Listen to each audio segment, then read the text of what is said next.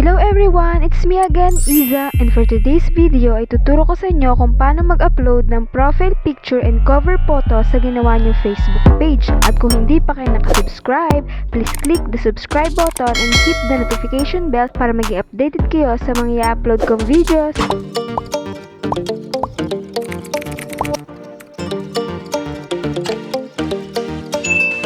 Okay, let's start. Open nyo ang inyong Facebook account and mag-switch kayo sa inyong Facebook page na ginawa. Ilalagay ko sa description box ang link ng tutorial ko kung paano mag-create ng Facebook page kung hindi pa kayo nakakagawa. Wala namang pagkakaiba ang pag-upload ng profile picture at cover photo sa Facebook page sa inyong Facebook account. Kung nakaswitch na kayo sa inyong Facebook page, punta lang kayo sa may camera photo.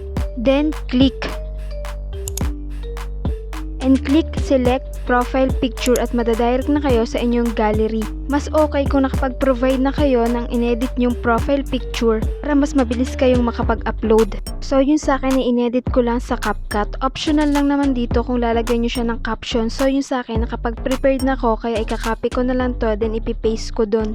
Mas attractive kasi yung Facebook page if nag-effort kayo sa inyong profile picture and naghanda kayo ng mga caption na ilalagay nyo dito.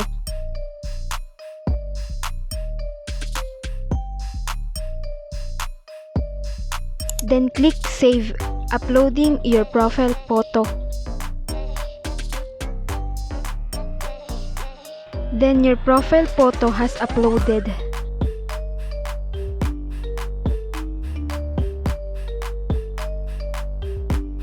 Next is sa inyong cover photo naman.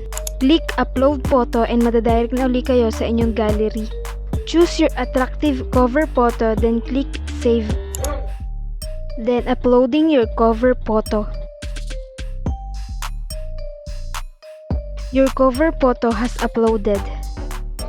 So that's it for today's video. Ganun lang kadaling mag-upload ng profile photo at cover photo sa inyong Facebook page.